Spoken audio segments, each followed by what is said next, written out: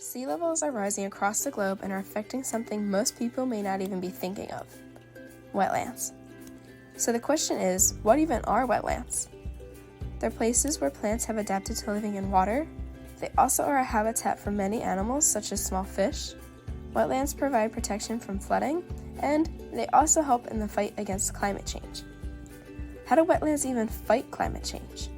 Let's hear from Rowan University professor Charles Shute on just how valuable these wetlands are. They also do other things like bury carbon in their soil, so they can be kind of help put the brakes on climate change to some degree, because they're taking carbon dioxide that would otherwise be in the air and putting it in the soil where it stays instead of getting back into the air and the atmosphere.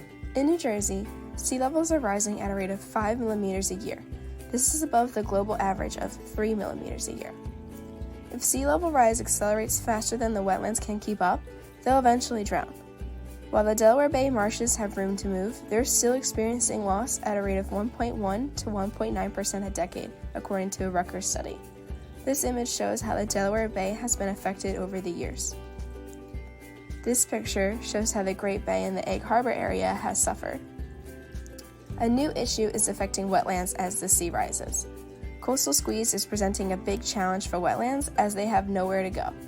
Listen to Judith Weiss, a Rutgers professor, explain what coastal squeeze is.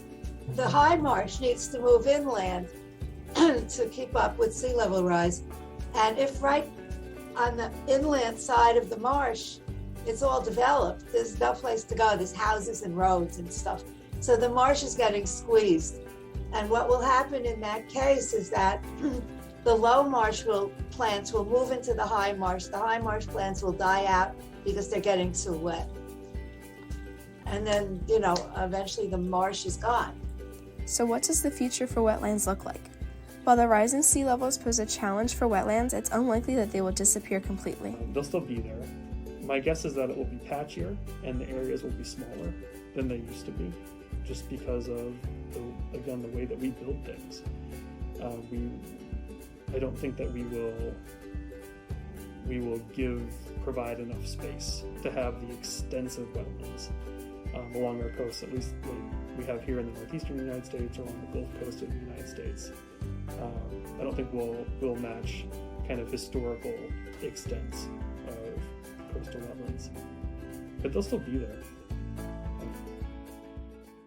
Created using Powtoon.